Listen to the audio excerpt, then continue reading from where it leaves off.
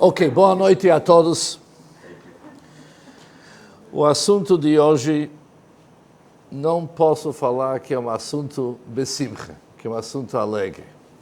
Aliás, é um assunto super triste. Não tanto conhecido, mas é super triste. Mas eu escolhi falar sobre esse assunto de hoje de propósito. Que o assunto cruzados é muito relevante para os dias atuais. Muito relevante. E vamos hoje tentar entender o que aconteceu e tentar trazer isso aqui para a nossa realidade. Mas antes de começar, vou aproveitar apenas alguns minutos. Cada 4 Shabbat que temos, Shabbatot, Shabbat se chama Shabbat Mevarchim, o Shabbat que abençoa o próximo mês. Avisamos qual que vai ser o primeiro dia, chamado Rosh Chodesh, e todo mundo fica alegre e fala uma reza que Deus renova o mês sobre nós para alegria, para Chaim, para vida e paz, assim diante. Venomar Amém, e todo mundo grita Amém, e todo mundo alegre.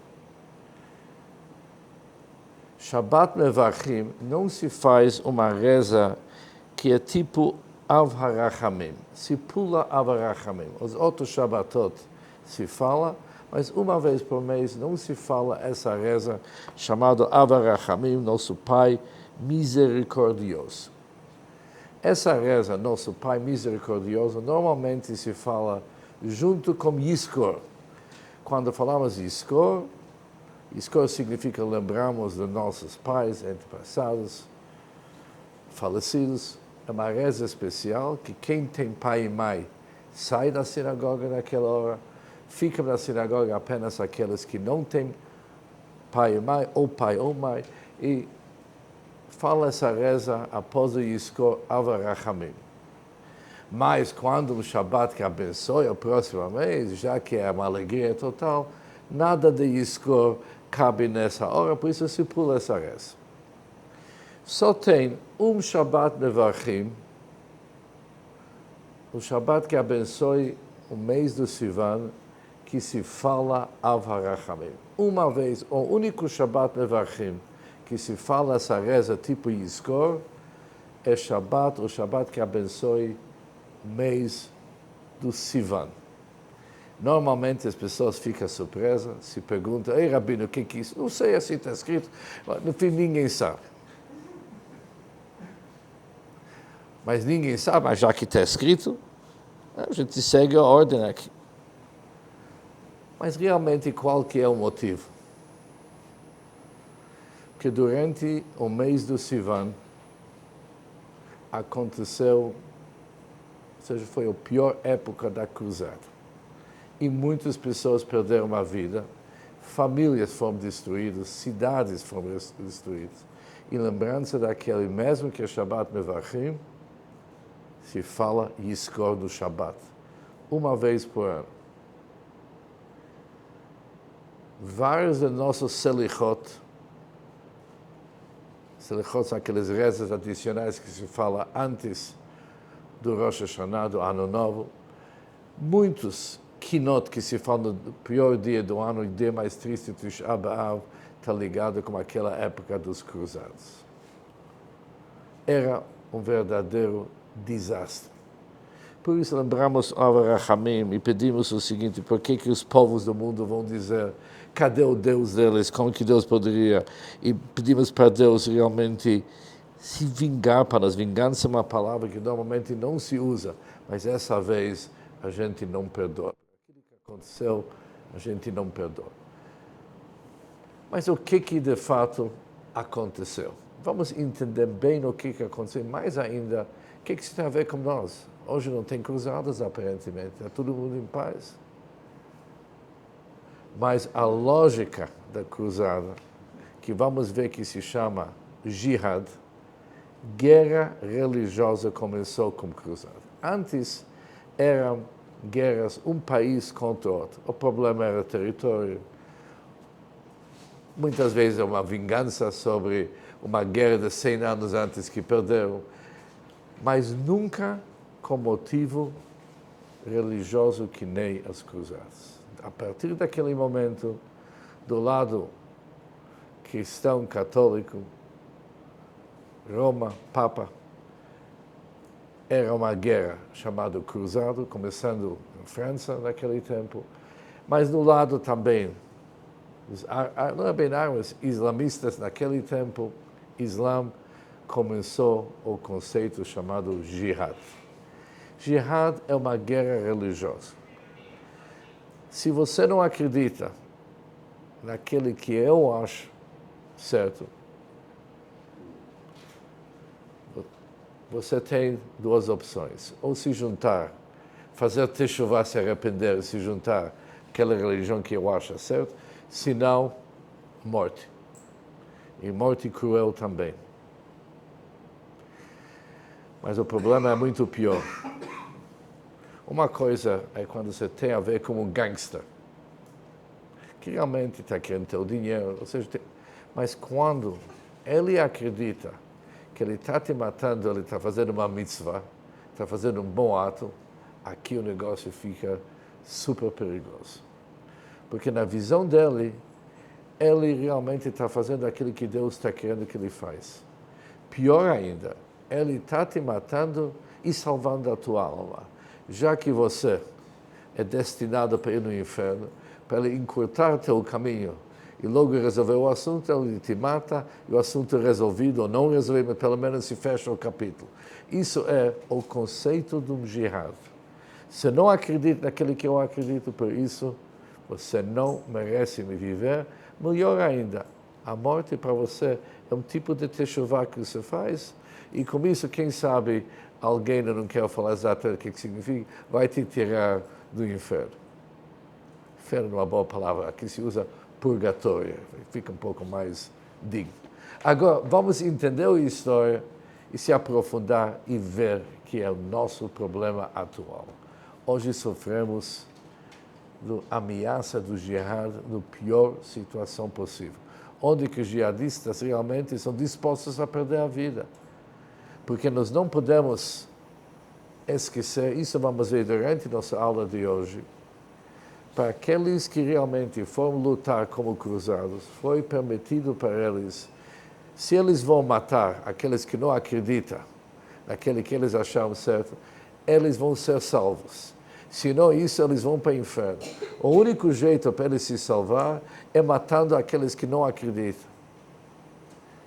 Agora imagine o seguinte, os piores elementos que realmente mereceram ir para um departamento chamado purgatório, falam, uau, aqui temos um jeito para se salvar.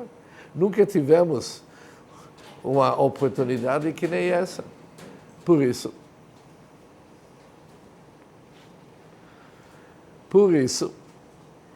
o conceito jihad, o conceito de cruzado, que é basicamente o mesmo conceito, ofereceu para os piores elementos uma oportunidade de limpar todo o seu passado, todo o seu complexo, vamos dizer, de culpa.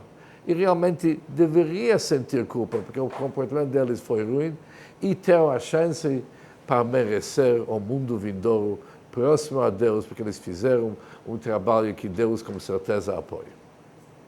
Por isso, por trás disso, tem uma lógica que nós hoje, graças a Deus, nós não entendemos.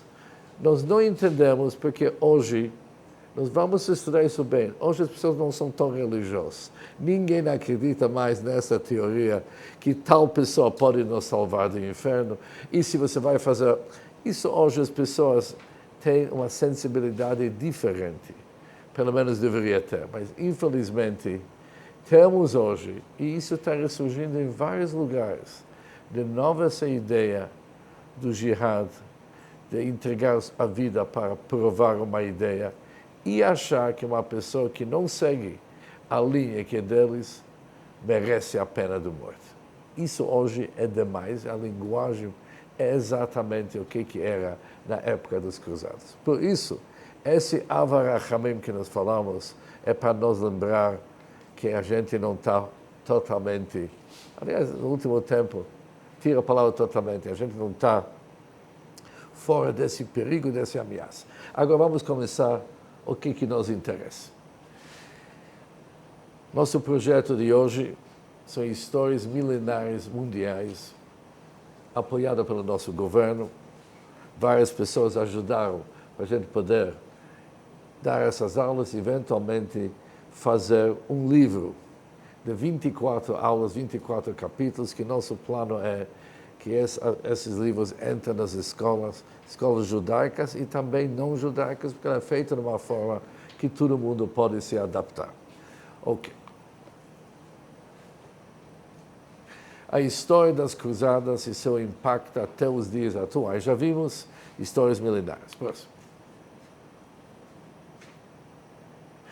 O que você acha que motivou as cruzadas?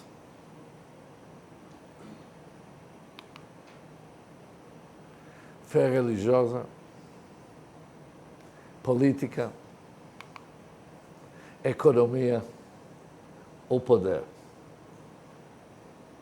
Na verdade, são os quatro. Quem conhece, são os quatro. Era a fé religiosa, mas isso foi o número 1. Política, economia e poder.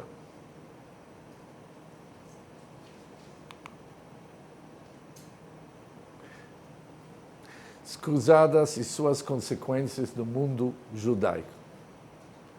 A história das cruzadas revela a distorção da fé religiosa em um instrumento de morte, especialmente para os judeus. Por que era especialmente para os judeus? Quando iniciou as cruzadas, a ideia era ir até Jerusalém e libertar Jerusalém. Agora, imagina o que significa ir de cavalo desde a França até Jerusalém. E não esquece que o caminho não tinha uma estrada bem organizada, onde alguém poderia te dar informação se você está próximo ou não. E também o que se ia alimento durante todo esse tempo. E se um cavalo não aguenta, precisa de um outro, tem que arrumar de uma forma ou outra um outro cavalo. Ou seja, e as armas que tem que levar. Não era uma viagem fácil. Somente alguém que está vislumbrando que com isso ele vai ganhar um paraíso, que isso funciona. Senão, o fato é que nós vamos estudar, saíram para a primeira cruzada, provavelmente em torno de 60 mil pessoas. Mas quando pessoas, 60 mil sujeitos, mas quantos que chegaram para Jerusalém? 15 mil. 45 mil, ou seja, 75%, não chegaram para o destino. Ou perderam em várias guerras que tinham no caminho, ou doenças, ou outros tipos de problemas. Só um quarto que chegou. Ok. A separação entre a fé e a ética leva à barbárie. Barbaridade. O que significa? Todos os dias nós falamos que nosso patriarca Abraão foi testado para trazer seu filho como oferenda para Deus. Abraão, na sua velhice, pegou seu único filho que esperou tanto tempo, o único filho que ele teve com Sara, amarrou-lhe bem e tirou a faca pronto para realmente terminar a vida de seu filho. De repente, seu anjo do céu falou: Abraão, Abraão, não faça isso. Não. Agora, isso é uma história que a gente fala todos os dias. E no auge das nossas rezas, no Rosh Hashanah, a gente fala: olha Deus, lembra daquilo que Abraão estava pronto para fazer. Lembra esse mérito para nós e nunca esquece. Mas quando a gente analisa a história, está muito difícil para entender isso. Para um pai poder, com suas próprias mãos, matar um filho porque ele tinha uma chamada interurbana de Deus e falar: olha, chegou o fim do teu filho, provavelmente tem que enlouquecer. Uma pessoa normal é incapaz de fazer isso. E qual que foi o teste aqui? Qual foi? Que Abraão Avinu conseguiu parar de ser humano com os sentimentos de um pai e fazer uma coisa tão cruel, É isso que Deus esperou dele? Ele vai provar o quê? O que está por trás dessa história? Muitos de nós, a gente faz essa pergunta, mas tem medo de continuar pensando, quem sabe? O Rabino Sacks, que eu admiro muito, ele dá uma outra explicação. Não sei se encaixa bem nas palavras, mas ela é verdadeira. O que Deus falou para Abraão é o seguinte: nunca te engana mais de matar em meu nome. Não. Não mata em meu nome. Nunca. Você tem que passar isso aqui, achar que você vai fazer no meu nome. Eu te digo, você estava pronto. Errado. Não mata em meu nome. Eu nunca vou mandar matar alguém dessa forma. Talvez muitos de nós vão falar que isso não é isso que está escrito, mas independente se está escrito ou não, a ideia é verdade. Deus é um Deus que ama suas criaturas. Criou o mundo segundo a Cabala, porque Ele quis revelar a sua bondade infinita. Não cabe alguém matar em nome de Deus. Se você não segue a religião do jeito que eu acho, matar? Não. Não. Mas aqui houve uma distorção de uma realidade. Foi misturado fé, ética e outras coisas e deu uma bagunça total. A religião deve ser definida pelo mandamento não matarás. Isso significa o seguinte: os 10 mandamentos podem ler de uma forma vertical e horizontal.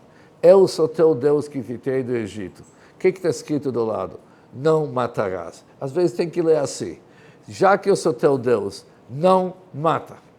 Ponto final. Ponto final. As cruzadas mudaram a vida judaica na Europa e a relação entre judeus e cristãos. Eu gostaria de citar a continuação dessa frase. Isso é uma frase tirada do Rabino Berel Wein. Ele diz o seguinte: as cruzadas mudaram a vida judaica na Europa e a relação entre judeus e cristãos, e dos cristãos e judeus entre si também.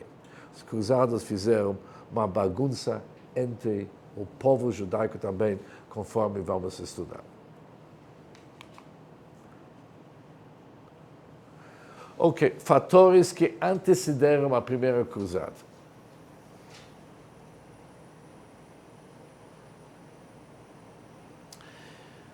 A primeira cruzada foi impulsionada por conflitos internos no cristianismo e pela ameaça muçulmana. Aqui, de fato, tem fatos um pouco desligados. Juntou tudo, mas vamos fazer um pouco de ordem.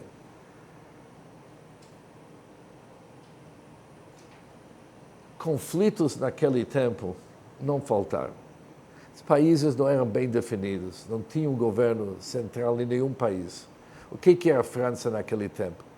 Um monte de grupos de pessoas com feudos e ideias assim, e exércitos próprios. E assim era a Europa inteira. Não tinha saída nenhum. Depois tinha outro problema, que nós vamos logo ver. Bom, que isso, na realidade, vamos ver daqui um pouco embaixo. Em 1054, ocorreu divisão entre a Igreja Católica Romana e a Igreja Ortodoxa. Isso é algo que continua até hoje. Por exemplo, a Igreja Russa. O que ela é? É uma igreja ortodoxa, mas não segue o Papa de Roma. É um grupo diferente.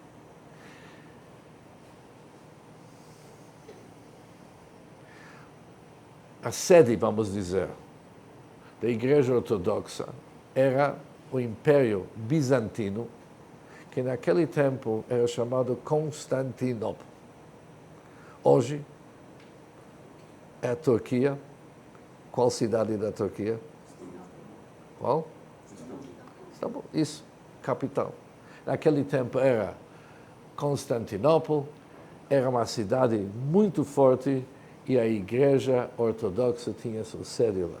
Vários países naquela área eram embaixo da Igreja Ortodoxa. Mas o Império Bizantino tinha muito problema com os muçulmanos. Muçulmanos eram vizinhos. Turquia não era islamistas naquele tempo. Era um grupo diferente, mas parte do domínio, de certa forma, dos islamistas. O que o Império Bizantino decidiu para fazer? Mandaram delegados para Roma, para o Papa, dizer o seguinte: vamos fazer um acordo entre nós, vamos se juntar. Vamos juntar todos nós embaixo de uma bandeira só, e vocês vêm nos ajudar contra os islamistas. Buscaram apoio. Enfrentar os muçulmanos. Além disso, a instabilidade política e a interdependência entre poder religioso e temporal marcaram o período. Ou seja, uma bagunça. Ou seja, até quando que a religião era importante para todo mundo, quem manda, quem não manda, isso era o cenário. Se nós vamos juntar isso aqui um pouco melhor, naquele tempo, quem era os mais importantes na sociedade era the knights. Como se traduz knights aqui? Cavaleiros. Cavaleiros. Cavaleiros. Ou isso era knights, isso era mais importante. Após os knights, é clergy. Não rabinos, mas os líderes religiosos, vamos dizer. Depois veio os comerciantes, depois até o último era o que a gente chama aqui do povão. Os knights, eles eram gente que exigiu entertainment. O que faz o knight à noite? É baile, precisa... E depois ele precisa viver bem, porque ele tem que ser pronto para lutar, tem que ter tudo o que ele precisa. Quem paga por isso? Impostos. Mas os knights é um exército. Mas quanto tempo pode manter um exército sem dar trabalho para eles? Eles vão enlouquecer. Por isso tinha exércitos após exército, grupos após grupos na Europa, sem trabalho. E o que chama trabalho para eles? Guerra. Depois é o seguinte, guerra naquele tempo sempre prometeu uma boa parnação, um bom sustento. Principalmente guerra contra os países que é Turquia e aqueles que vão mais longe, joias, perfumes e todas as coisas que o Far East naquele tempo ofereceu. Por isso, quando se fala para alguém que não tem nada para fazer na vida, foi treinado para lutar, e já faz anos que ele está esperando para a guerra, e essas guerras realmente não diz muita. Em 2, 3 dias se acaba, e precisa de alguma coisa realmente que vale a pena. Você tinha muita gente pronto. Agora, juntando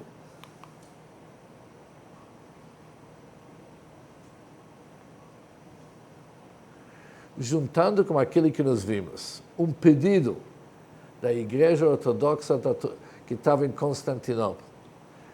E tinha um outro problema. Muitas pessoas queriam fazer uma visita para Jerusalém, muitos cristãos, para eles têm lugares sagrados, eles não podem tirar isso aqui. Queriam fazer essa viagem, mas os islamistas não deixaram entrar. Deixou a igreja nervosa. Ou seja, juntou muitos fatores que viram que não tem nada, não que não tem outro jeito. A melhor oportunidade, como se fala assim, juntar útil e agradável, assim se fala aqui no Brasil. Tem gente que não tem muito para fazer, pegar todos esses grupos de bexiga, juntar que tem armas, estão prontos para lutar, e ainda estão querendo Ganem, estão querendo ir para o paraíso, e tem que pegar todas as pessoas, os low-lives que tem na sociedade, os assassinos e os piores que tem, e eles vão fazer uma grande chuva através de matar todos os outros que eles vão encontrar no caminho que não seguem a ideia deles. Tudo isso aqui, o clima era pronto para montar um exército religioso. Pela primeira vez, temos um exército religioso. Aqui ele mostra onde que é a Turquia e como se chega até a Turquia, não tem o resto da mapa, isso vamos ver daqui a pouco. Ok. Agora começa o trabalho. Proposta do Urbano II para a cruzada. Sabe, quando eu era uma criança, eu morava numa rua perto do Saint Urban. E a gente ia falar Saint Urban. Eu nunca sabia quem que é Saint Urban. Achei que deve ser uma pessoa kadosh. Tá certo? Saint Urban. Saint Urban, esse é um nome bonito. Mas hoje se vê que esse Urbano II não era a flor que se cheira. Por quê? Ele era o Papa, convocou os cristãos para uma guerra contra os muçulmanos, prometendo recompensas espirituais. Isso que é importante, recompensas espirituais. E naquele tempo a gente não pode esquecer, pessoas acreditaram nisso, compraram uma proposta. Hoje não sei quantas pessoas aqui do Oeste acreditam, mas naquele tempo todos acreditaram. E a gente não pode esquecer, naquele tempo, se alguém se acordou de manhã e saiu na rua e falou, olha, durante a noite teve um sonho, uma visão, o anjo Gabriel chegou para mim, logo ele tem seguidores sem fim. Pessoas falam que eles falaram com anjos, uma mensagem de Deus, todo mundo acredita. Esse aqui é o assunto. Logo vamos ver por que isso é importante. Em 1095, ele convocou a população a marchar para Jerusalém. A retórica do Urbano II misturava sofrimento cristão e recompensas espirituais. Juntou. Os cristãos estão sofrendo, eles não podem ir até Jerusalém. Também nossos irmãos lá no Constantinopla estão sofrendo. Temos que se juntar e realmente vamos se dar melhor. E a recompensa vai ser espiritual. O termo cruzado surgiu da marca da cruz nas vestes dos participantes. Cruz. Até aqui chamado cruz, todo mundo sabe o que é. Em hebraico é chamado Massa Hatzlav, a viagem dos cruzados, mas sempre usando o conceito de cruzado. Motivos e causas da primeira cruzada. A instabilidade do mundo muçulmano e a fragmentação do poder na Europa cristã contribuíram para a cruzada. O que significa isso? Conflitos internos entre muçulmanos e a violência contra peregrinos cristãos aumentaram. A fragmentação do poder na Europa dificultava a governança e promovia a violência. Não tinha saída. A cruzada foi vista como uma solução para redirecionar a violência interna. Porque se nós vamos ter uma causa que todos nós vamos abraçar para lutar contra aqueles que não acreditam, isso vai nos unir e vai acabar da gente brigar um com o outro quando nós temos um inimigo em comum. Isso sempre funciona. Até hoje é muito comum esse raciocínio. Okay. O Papa Urbano II é uma gravura daquele tempo. Não sei se isso tem muito a ver, mas só para mostrar mais ou menos o que eles acham era a moda daquele tempo. Ok. Apelo religioso e indulgências. O que significa? A igreja ofereceu perdão dos pecados para aqueles que participaram na cruzada. Isso era muito importante. A preocupação com a salvação era central na Idade Média. Isso preocupou todo mundo. Todo mundo era frum, era religioso. Tinha tendências religiosas. Por isso, o que vamos fazer com nossos pecados? Aqui tem uma solução. A promessa de remissão atrai indivíduos com transgressões graves. Óbvio. A participação da cruzada era vista como uma oportunidade de redenção espiritual. Nós não vamos se prolongar porque nós conhecemos já essa parte. Agora, Urbano II se juntou com um sujeito chamado Pedro o Eremita. Esse Pedro, segundo aqueles que estudam história, se nós vamos ser benevolentes com ele, vamos decidir que ele foi um verdadeiro louco.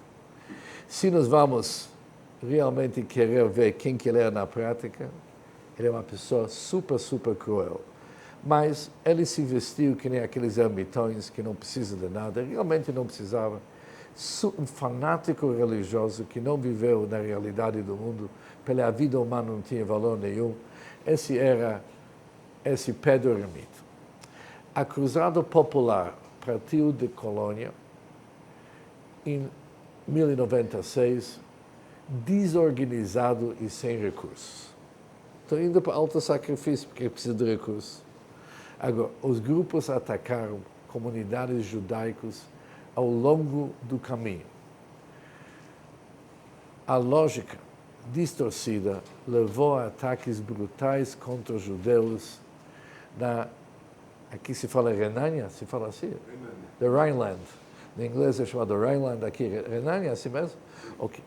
Não é Renana, é Renânia. Ok. Renânia é outra coisa. Agora, Renânia é o Rhineland, isso era naquele tempo já Alemanha. Como se falou? Ao longo do Rio Reno. Ao longo do Rio Reno. Ali tinha 3 comunidades que nós vamos ver daqui a pouco, já falamos sobre essas comunidades. Era, vamos dizer o seguinte, a nata do judaísmo da França e Alemanha naquele tempo. Eram as cidades mais bonitas que nós tivemos. Grandes pessoas, grandes autores talmúdicas, comentaristas assim diante, moravam nessas 3 cidades. E logo vamos ver que eles chegaram até essas 3 cidades. Mas antes de chegar nas 3 cidades, já começou ataques brutais.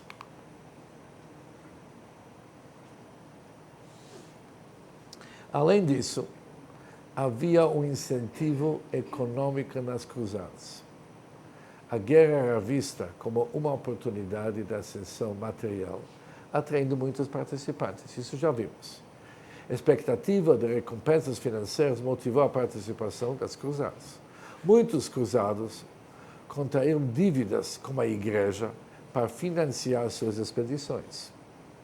A igreja acumulou poder econômico através de empréstimos e propriedades. O que isso já era os geschäften que eles fizeram, que também foi um motivo para complicar a vida de muitos. Okay. Agora, aqui temos uma ideia como que foram essas viagens. Começou, imagina um negócio.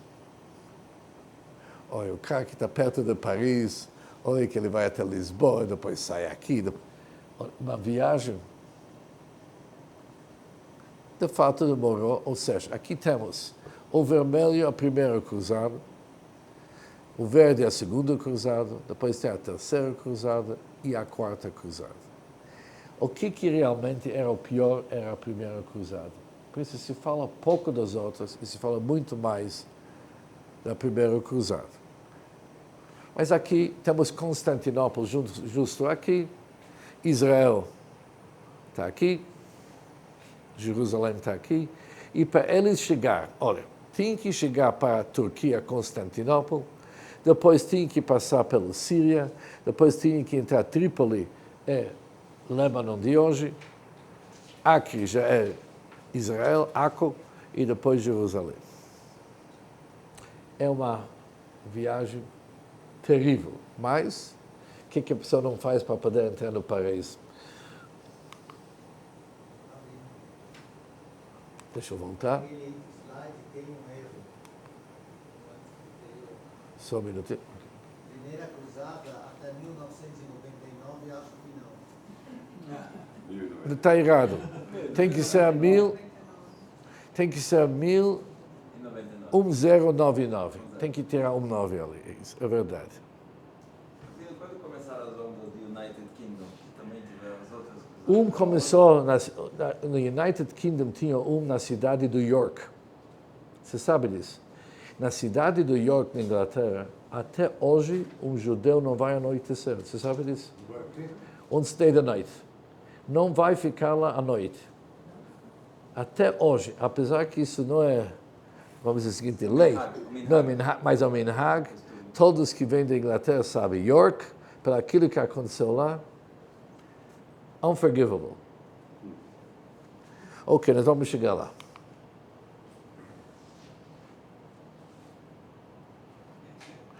Ok, estimativas de participantes na primeira cruzada.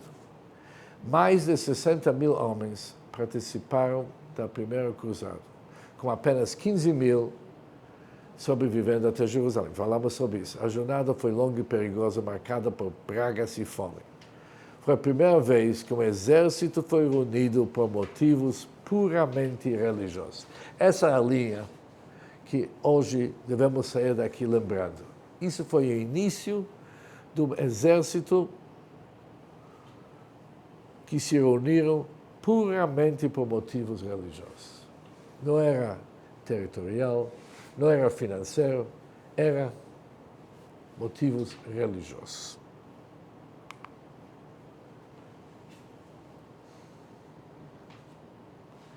Isso, na realidade, isso é importante por um outro motivo. Aqui são as 3 cidades que sofreram demais: Mainz, Worms e Speyer. Essas 3 cidades, quando nós falamos sobre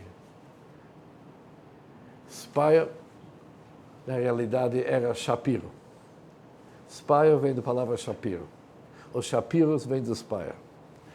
Depois, Metz, Magenza.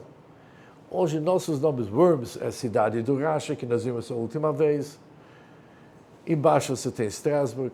Onde que tem essas estrelas são cidades que sofreram demais nessa cruzada.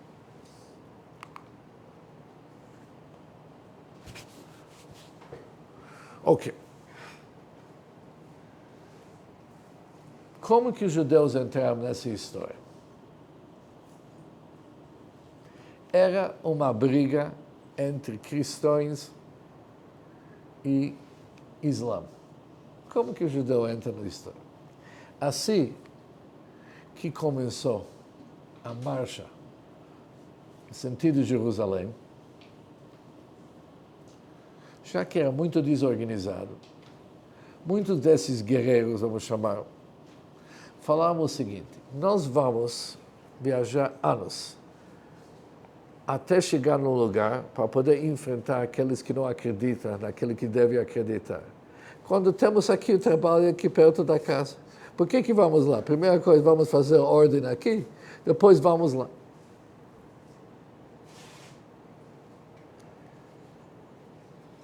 E não tinha com quem falar. Por quê? As comunidades judaicas são alvo de ataques. A ideia de exterminar não crentes levou a massacres dos judeus na Europa. Entre 5 e 8 mil judeus foram assassinados em pogroms nas cidades de Speyer, Worms e Mainz. Só nessas 3 cidades foram quase 8 mil. O número não é claro, mas naquele tempo, pela quantidade de pessoas que tinha, era muita gente. Ou seja, infelizmente, quando nós pegamos o que aconteceu no Holocausto, tipo Auschwitz, 8 mil era o trabalho de um dia, infelizmente. Quem conhece os números? Mas para aquele tempo, se olha daquele que foi escrito, a gente não pode esquecer um fato. A tecnologia naquele tempo não era avançada que nem hoje. Para matar alguém, você precisava pegar uma arma e simplesmente matá-lo fisicamente. Fazer isso aqui de 9 da manhã até 4 da tarde, a pessoa fica cansada de matar tanta gente fisicamente. Por isso ele pede um coffee break, ele tem que comer sopa também, e ele espera para o próximo dia para continuar o trabalho. Tem limite. Hoje, com o avanço da tecnologia que nós temos, isso não é mais problema. Você joga uma bomba, você resolve não sei o quê, virou mais perigoso. Mas eles eram desorganizados. E eles foram assassinados em pogroms nessa cidade. A violência resultou em suicídios coletivos entre judeus para evitar conversão forçada. Isso é talvez a parte mais triste de todo esse capítulo chamado Cruzadas. Mataram 8.000, mas provavelmente a quantidade das pessoas que se converteram para o cristianismo foi muito mais. Porque não é qualquer um que tem, vamos dizer o seguinte, esse tipo de postura de morrer para não mudar a religião, e pior ainda, nessas cidades as pessoas se trancaram, tipo fortalezas, e um matou o outro. Pais mataram filhos, pediram para falar Shema Israel e mataram. E isso era, infelizmente, uma norma. Pessoas entregaram suas vidas ao Kiddush Hashem. E a quantidade de pessoas que nós perdemos é muito mais do que 8.000, porque muitos, infelizmente, saíram da religião. Mesma situação aconteceu, vamos dizer, 400 anos depois, em Espanha, 1492, mesmo tipo de história. Deu uma opção, ou mudar a religião, entrar na dele, como se diz, ou perder a vida. Mas suicídio era comum naquele tempo e cruel de uma forma, já que vocês estão querendo dormir à noite, eu não vou entrar nos detalhes, mas era um desastre, um verdadeiro desastre.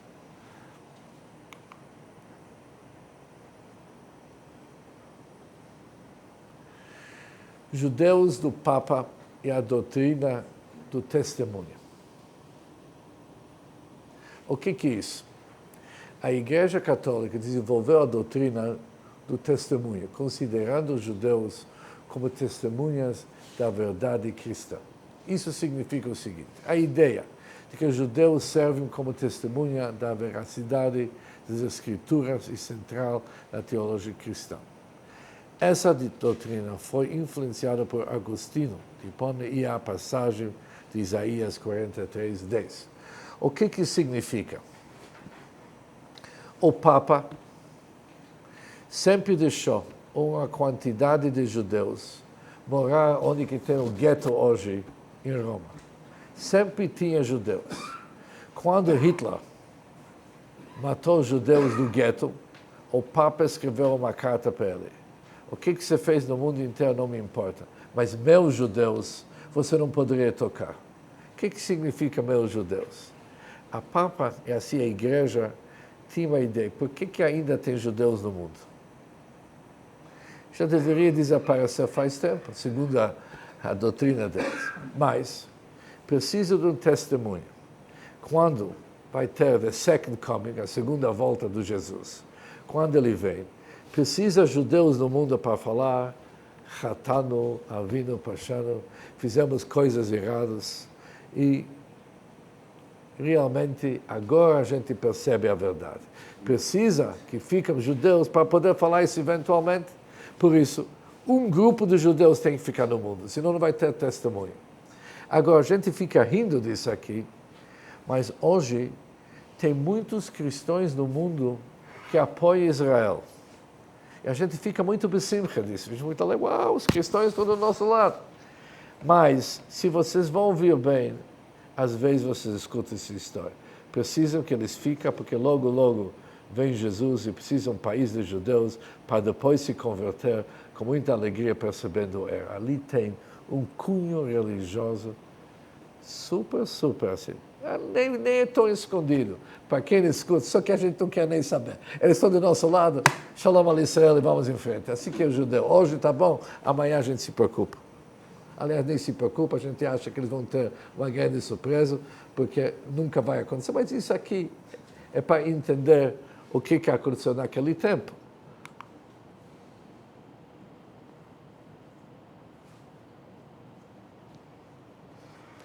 Em termos gerais, os judeus eram tolerados nas sociedades cristãs, mas em condições de subordinação com várias restrições. A presença judaica era permitida. Isso era antes da cruzada, obviamente. mais limitado a atividades e visibilidade pública.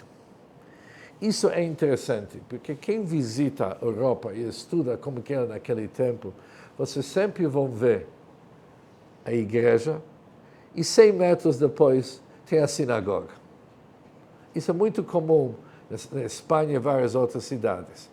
E vocês vão ver que a construção das sinagogas, ela segue o mesmo estilo, mesmo tipo da construção das igrejas.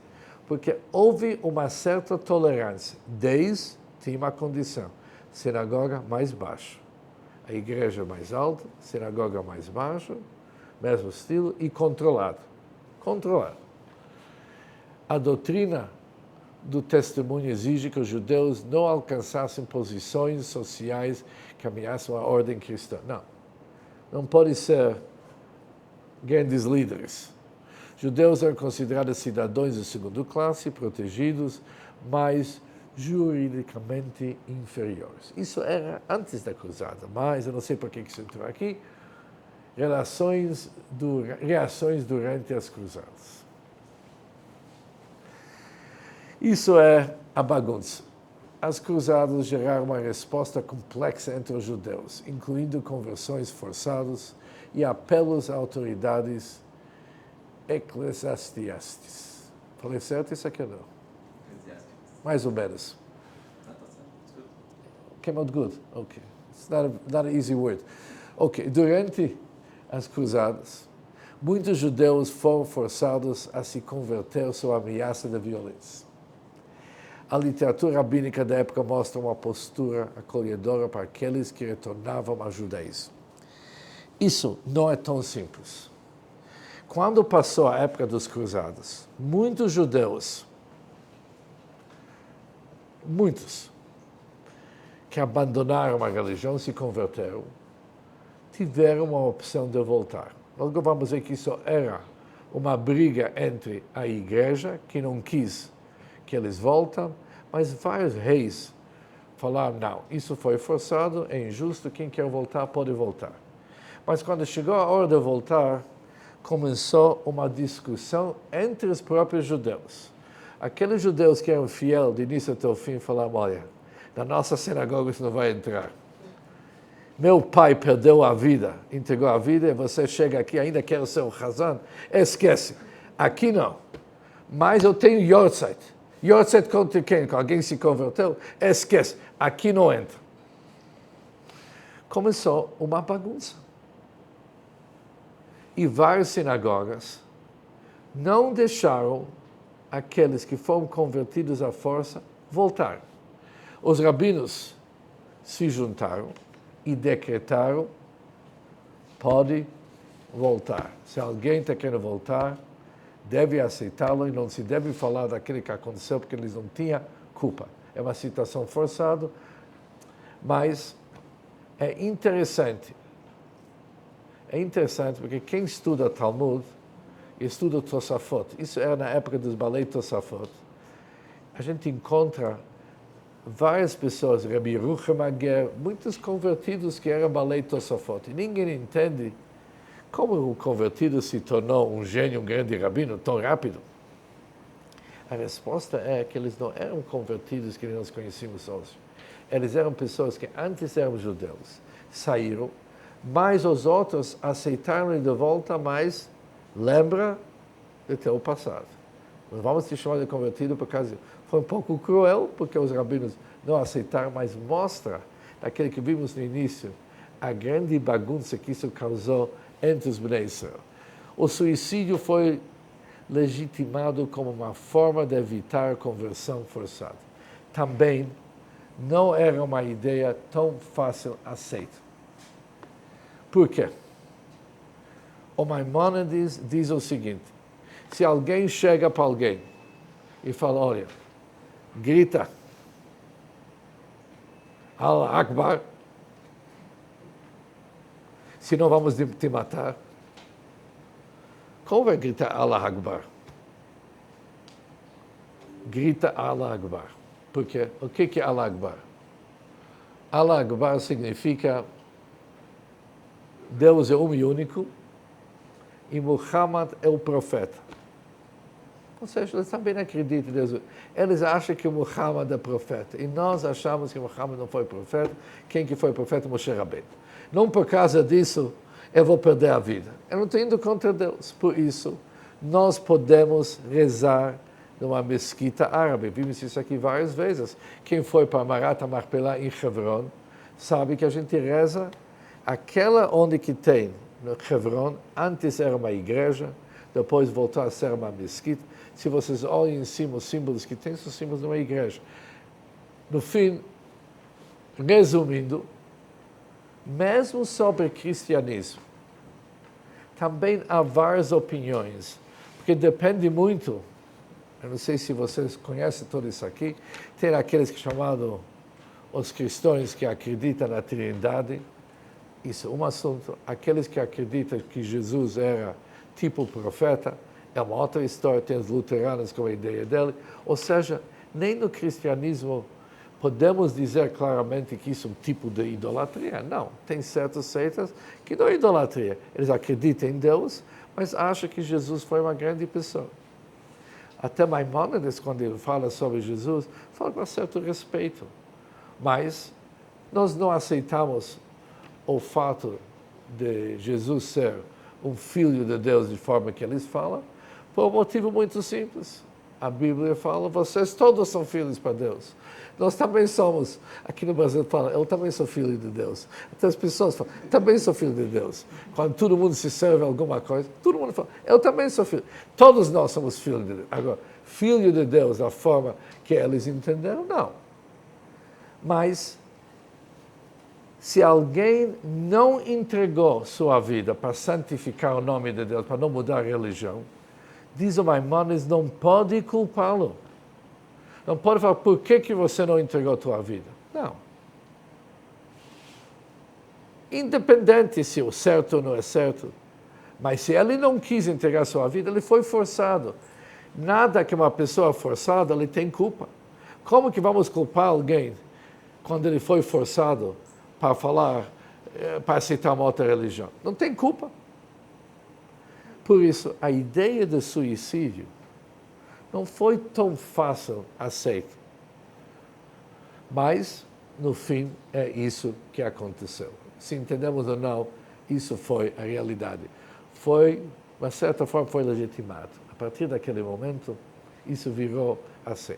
Você não pode esquecer o seguinte, hoje, todos os turistas que vão para Israel, eles visitam Masada. Na época que eu estudei na Yeshiva, Masada era off-limits. Nenhuma pessoa religiosa ia visitar Masada. Por quê? O que aconteceu no Masada?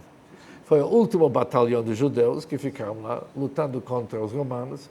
Quando viram que não tem jeito, em vez de se entregar, tá certo? Fizeram suicídio. Nós não glorificamos suicídio. Para nós, não é um assunto para falar, uau, eles eram tão grandes que fizeram suicídio. Não. Se fizemos certo ou não, quem somos nós hoje para dizer? Se lê as cartas daquele que realmente sobrou daquele tempo, se vê o seguinte, eles acharam, se eles vão cair no mundo dos romanos, vai ser pior do que morrer. Vão ser torturados. E eu não quero continuar o que mais ia acontecer. Mas, levando tudo isso em consideração, a partir daquele momento, o suicídio foi legitimado. Foi alguma coisa legítima.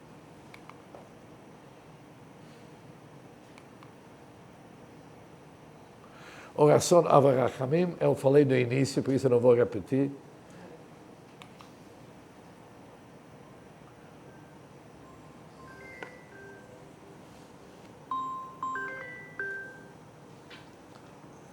Presença judaica na Alemanha.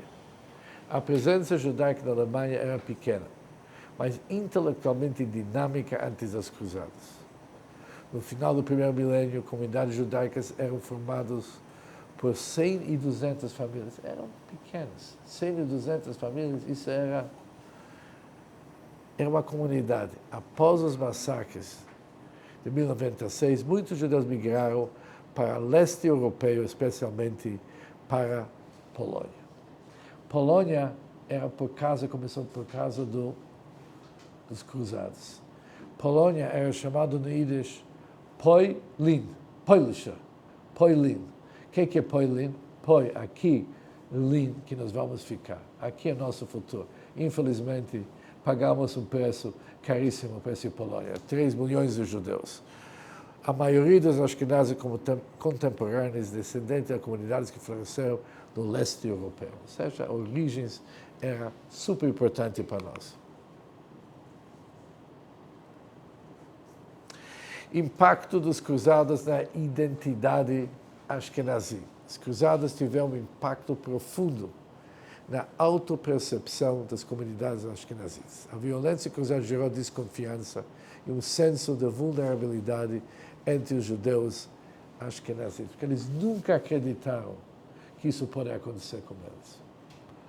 As comunidades ashkenazis enfatizaram o estudo talmúdico e coesão interna após 1996. A experiência faradita, em contraste, permitiu maior engajamento cultural e social.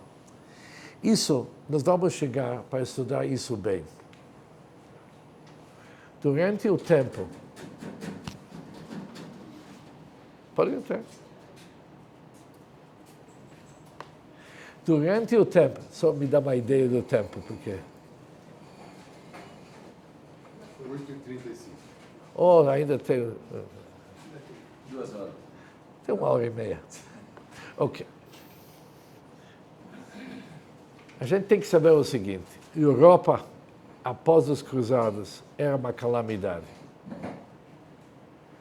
É uma calamidade por vários motivos. Os cruzados, inicialmente, deu certo.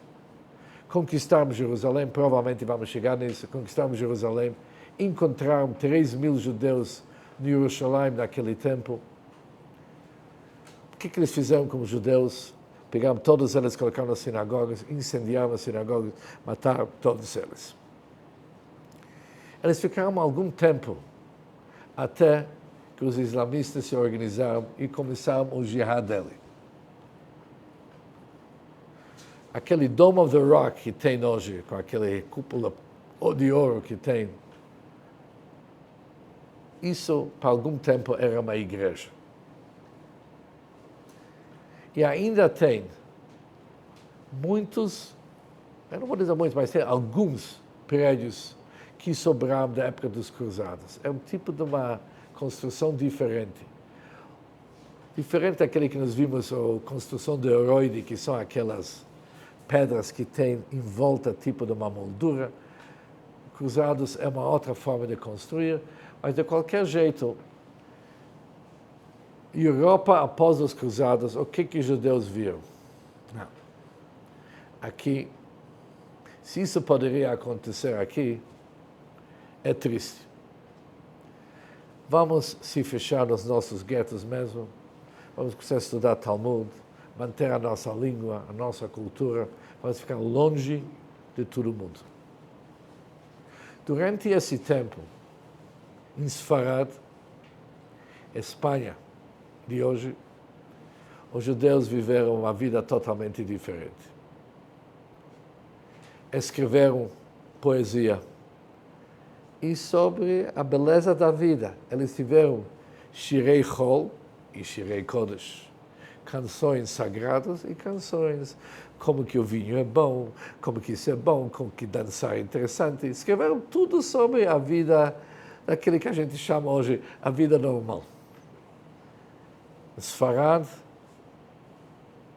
a relação entre judeus e islamistas era excelente. Excelentes. Até que vieram os cristãos e tudo mudou. Mas nessa época onde, que na Europa, para os judeus era triste, o Sfarad era totalmente diferente. Por isso, a experiência sfaradita era totalmente diferente. Às vezes, hoje tem os livros de Rabbi Yehuda Halevi. Ele escreveu poesia e tem vários livros de suas canções. Obviamente, eu entrei na yeshiva, eu perguntei, tem aqui um livro de Shirim de Rabbi Yehuda Halevi? Você não acha nenhum. Por quê? Qual que são as músicas dele, tá certo? Sobre a beleza da vida. Isso inclui vários detalhes, o que significa a beleza da vida, e ele se prolonga, tá certo? Mas isso era porque a vida em Sfarad era mais do que boa, era excelente. Enquanto na Europa era terrível. Por isso, se pegamos Selichot, música, o que foi escrito na Europa, os Ashkenazim, realmente, às vezes os Faradim, eles ficam rindo da música Ashkenazi, que é muito oi, oi, oi, oi, oi, oi, oi, oi. E é com toda razão. A nossa música é oi, oi, oi, oi, oi, oi, oi. É Over Rachamim que nós vimos, porque a situação era oi, oi, oi mesmo. Mas durante esse tempo, nos Faradim, era diferente. Era vida boa. Mas tudo isso aqui é resultado desse assunto chamado cruzar. A partir desse momento, caos. Significa que os cruzados que passaram pela Espanha e por Portugal não mataram os judeus que estavam lá? Os cruzados... As cruzadas que saíram da Espanha e da Inglaterra não Era mataram os judeus? a primeira cruzada? Não lembro. Não sei. Eu acho que não. Eu estou falando principalmente da primeira cruzada. Uma cruzada que começou na Inglaterra, tá certo? Começou principalmente no norte da França, mas eu acho que isso que foi naquele lado não era a primeira, não é isso que eu estou... Era domínio muçulmano e os cruzados não queriam passar por ali. Sim, mas o domínio muçulmano também não demorou muito tempo. Depois chegaram lá da Europa, entraram na Espanha e começou as suras, os muçulmanos começaram a voltar mais. Só para interromper, já que eu interrompi, desculpa. Aquele slide que falava que os judeus viviam numa condição inferior, dois slides atrás, na Europa, era a mesma coisa, né? Em Portugal, na Espanha, durante o domínio muçulmano. Eles eram uma condição inferior, pagavam impostos mais caros por causa disso. A única coisa que eles tinham liberdade religiosa de... Não sei se isso é o que podemos falar assim. Você sabe assim, nós fizemos aqui, não sei quantos tem aqui que foram como nós, a nossa visita para a Espanha. Os judeus na Espanha, eles fizeram parte do governo. Parte do governo mesmo, ou seja, posições altíssimas, amizades enormes e muito, muito ricas. Nós não precisamos ir muito longe. Quem era Barbanel? Aqui no Brasil tem o costume, quando se fala Barbanel, tem que lembrar nosso tzadik Silvio Santos, que é um descendente do chá total. Mas ele é uma pessoa que trabalhava numa posição altíssima no governo. Mas tudo mudou. Com os cristãos, a Barbanel tinha que fugir. E para onde que ele fugiu? Turquia. Ou seja, as coisas mudaram. Ou seja, precisa ver de novo por que a Espanha se salvou nesse cruzado, mas eu acho que foi na segunda. Ok, durante as cruzadas, muitos judeus, acho que eles preferiram o martírio à conversão forçada. Ok, já vimos. Em contraste, muitos judeus faraditas optaram pela conversão formal ao cristianismo, tornando-se cripto-judeus. Não concordo. Eu acho que isso foi tirado de algum lugar, mas me reservo o direito de falar que essa divisão entre Ashkenazim e Sfaradi não é verdadeira. Não é bem assim, Ashkenazi e Sfaradi. Mas, cripto-judeus, você sabe,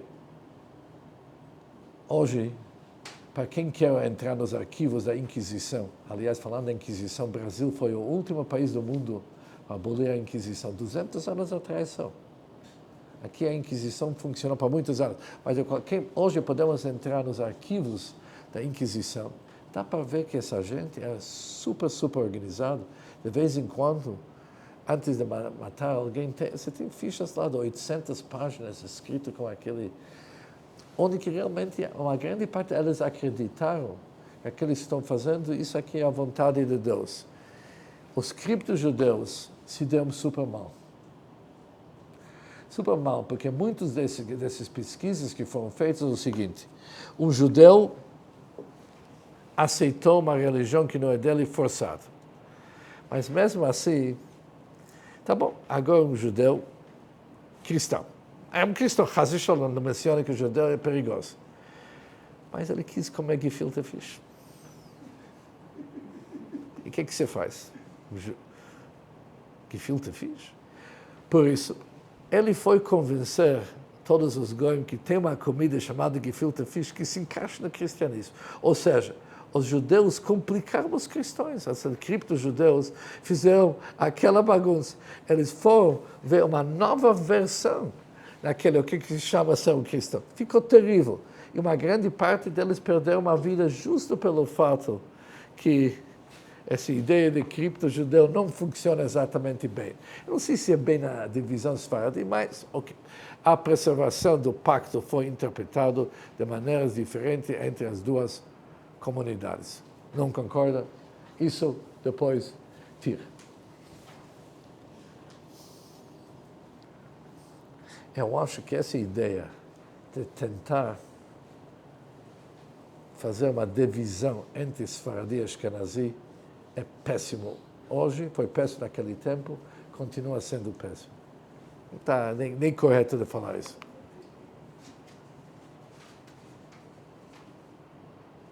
Conquista de Jerusalém pelos cruzados. A primeira cruzada culminou na conquista de Jerusalém, 15 de julho de 1099. Está certo? Agora aqui, já corrigiram. Já corrigiu. Agora, 1099. Os cruzados conquistaram Jerusalém, resultando em massacres de muçulmanos e judeus. A comunidade judaica de Jerusalém foi severamente afetada, com muitos sendo mortos ou vendidos como escravos. A reputação da cruzada foi marcada por atos de brutalidade religiosa cujos efeitos perduram até hoje. Agora, o Ramban Nachmanides chegou em Jerusalém quase 200 anos após esse massacre. Não encontrou minyan em Jerusalém. Você pode acreditar? Assim que ele escreve. Não sei se vocês visitam a cidade velha de Jerusalém. Tem uma sinagoga chamada Sinagoga do Ramban. Tem aquela nova sinagoga chamada de Rabbi Yehuda HaChassid. Tem aquele arco bonito que tem. Foi construído não muito tempo atrás. A primeira coisa, ele foi destruído pelos árabes após a guerra de 48. Depois foi reconstruída uma sinagoga linda. Mas embaixo tem várias sinagogas. Uma sinagoga chamada Bet HaKnesset do Ramban. Não sei você, obviamente sobrou muito pouco, mas tem 2 pilares lá no meio que ainda é da época do Ramban. Os pilares ficaram. Agora, se vocês vão olhar na frente, vocês vão ver uma coisa interessante. Tem Aron Kodesh e do lado tem mais um. Por que tem 2 Aron Kodesh na mesma sinagoga?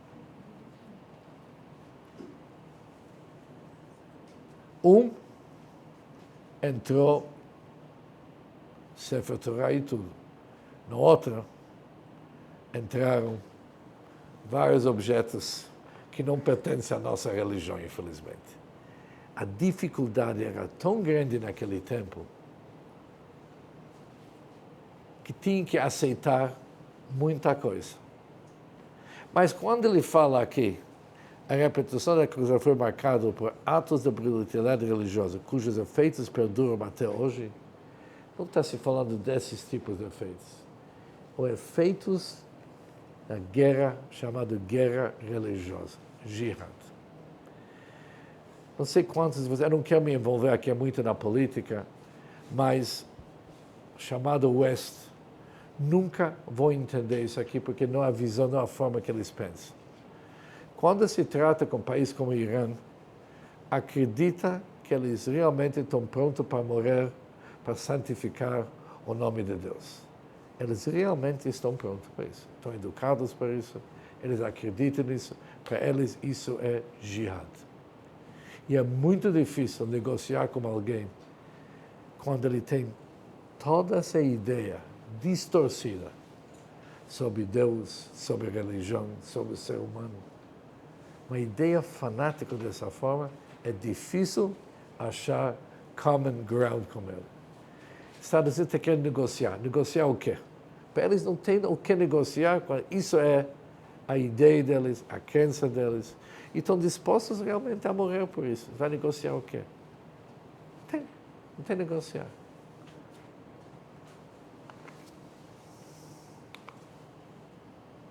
Consequências após a primeira cruzada. A primeira cruzada, a presença judaica na Palestina foi drasticamente reduzido. Apenas algumas dezenas de famílias judaicas permaneceram em Jerusalém por quase 2 séculos. Algumas famílias. Em 1269, Ramban iniciou esforços para reconstruir a vida judaica na cidade. A gente não pode esquecer quem era o Ramban. O Ramban, Rabbi Moshe ben Nachman, ele dirigiu aquele debate. Filme bonito. Ok? Tem um filme, né? Tem um filme, aliás, muito mal feito. Mas, muito mal feito. É um filme que deixou os judeus nervosos e os cristãos nervosos. Vocês não falam nada com nada. No fim, deixou todo mundo nervoso. Mas o Rambam fez aquele debate, ganhou o debate, tá certo? Mas o rei pediu para ele, deu o dinheiro para ele, se retira daqui, porque aqui você não vai durar muito tempo. Ele viajou para Israel, foi para Jerusalém, não encontrou minyan. O domínio cristão se caracterizou em enclaves militares sem controle demográfico amplo. Isso significa o seguinte, eles se juntaram em várias fortalezas assim, mas o país era um caos. O país, estou falando de Israel naquele tempo.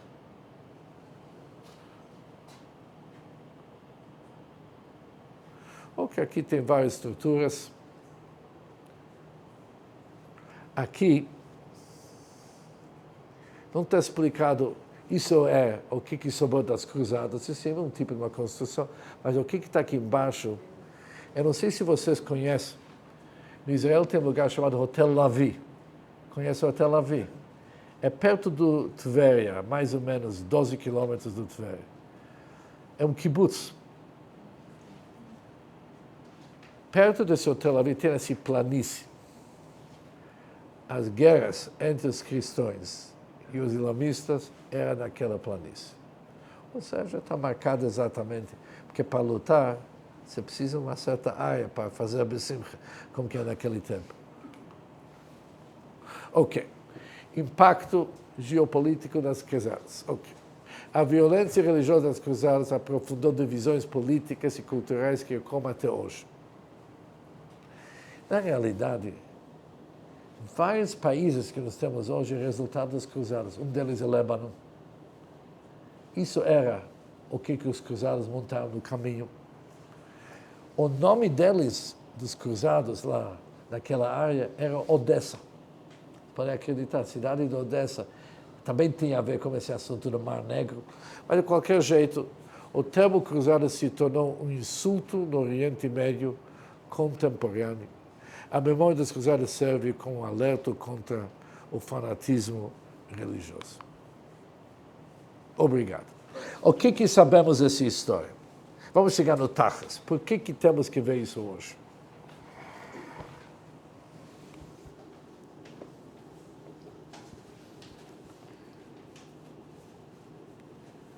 Fanatismo não presta. Ponto final. De vez em quando, infelizmente, surge até um judeu fanático. E ele acha que ele está indo uma mensageira no nome de Deus. Não. Tinha esse sujeito que entrou no Marat HaMachpelah, tá certo? Quando tinha o grupo de árabes, e ele tirou lá um machine gun e acabou com 48 pessoas. Depois mataram ele na hora. Até agora tem pessoas que vão nesse túmulo dele e falam Tehillim, acham que ele foi uma grande pessoa. Muito errado. Você tem esse cara que matou Yitzhak Rabin. É um canaí. Zelote, eu acho que chama aqui. Chama Zelote. Um Zelote. Um Mexigana. Não é Zelote. Um louco. Quem te deu o direito de tomar atitudes dessa forma? Independente. Atos de fanatismo radicais não faz parte da nossa religião. Não, simplesmente não faz. E quando se vê alguém que chega com essas opiniões, muitas vezes se ouve, vamos matar todos os árabes. Pô! E todo mundo fica besimcha. Não. Não é para ficar besimcha. Não mostra a grandeza do judaísmo de forma nenhuma. Vamos lembrar o que Golda Meir falou para Sadat quando encontrou ele. Posso te perdoar por tudo, mas não vou te perdoar daquilo que você nos forçou a fazer com teus filhos, com os soldados de vocês. Você nos forçou a matar. Nós não somos pessoas que matam. Não. E isso a gente tem que colocar na cabeça. Guerras religiosas nunca servem. Nunca serve. O que se faz quando você tem um inimigo religioso fanático? Isso é uma outra história. Eu não estou entrando agora na política, o que tem que fazer. Mas tirar essas ideias extremas de ódio, isso é super importante. E devemos lembrar o que era o preço disso para nós. Terrível. Terrível. Outro dia tinha aqui o pai do Sádia meu gênero. E eu perguntei, ele trata de livros antigos. Ele tem aqui um Chumash, vamos dizer, de 600 anos atrás. Coisa que isso aqui é o business dele. Ele compra e vende. Perguntei para ele, por que nós não temos nenhum Talmud completo de 1200 anos atrás? Não tem. O Chumash mais antigo que nós temos, que se encontra na Universidade de Jerusalém, é 1000 anos atrás. Antes não tem. O que aconteceu com todo o Talmud? O Rambam usou um Talmud. Esse Chumash é chamado o Codex. Eu fui analisar ele, é super, super interessante esse Codex. Mas, de qualquer jeito, por que nós não temos esses livros? Temos páginas que sobraram. E sabe de onde que nós temos essas páginas? Após deles destruir nossos livros, naquele tempo, para fazer o hardcover, para fazer isso aqui, precisava encher ele com alguma coisa. Pegaram rasgos, coisa rasgada do nosso Talmud, colocaram aqui dentro. Hoje temos pedacinhos que tiramos dos livros deles. Mas o que aconteceu com o nosso Talmud? 24.000 vagões foram queimados, tudo escrito, era antes de poder ter alguma coisa imprimida, antes do printing press. 24.000 vagões foram queimados, onde que tem hoje o Louvre, tem aquela 24.000, você tem imaginação quantos livros que é isso aqui, queimados. Isso, numa época que nem esse que nós estamos falando aqui. Crueldade, fanatismo, leva ao pior. Mas aqui tem um consolo ligado com aquele que estudamos a última vez. Nesse tempo, que tudo está acontecendo, mesmos anos, o Rashi está sentado lá no norte da França, escrevendo o comentário dele sobre todo o Talmud e sobre todo o Chumash, e as filhas do Rashi lhe ajudando a escrever tudo isso aqui, e trabalhando com vinho, e tendo parnassá. De um lado, porque o mundo naquele tempo era, de um lado, tão pequeno, mas do outro lado, a distância era enorme. Você poderia ter 200 quilômetros para a pior bagunça, e 200 quilômetros depois é um outro mundo. Mas, para Hashem nos ajudar, para ter um mundo de paz e tranquilidade.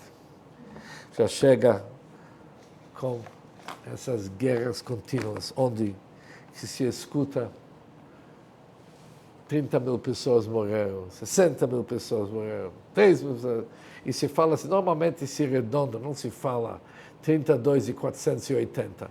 Não se fala 32, 30 mil, o que é 1.000 pessoas dentro de uma situação dessa? Tem que dar um número que é fácil para lembrar, 32.000. Eu sempre achei, sabe, o número 6 milhões de judeus. Como que poderia ser exatamente 6 milhões? E se foi 6 milhões e 150? Mas, quando você fala 6 milhões, você vai falar sobre 150? A vida do ser humano ficou tão irrelevante, ficou tão sem importância, se redonda. O mundo nosso hoje é assim.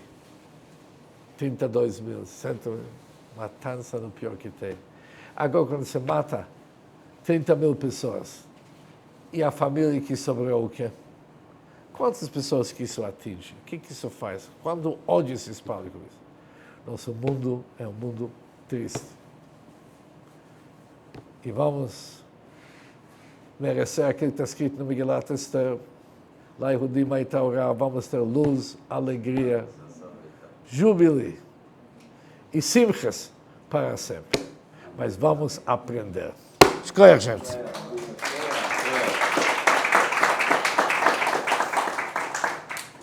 Agora está todo mundo, depois disso, todo mundo merece um lachaim aqui.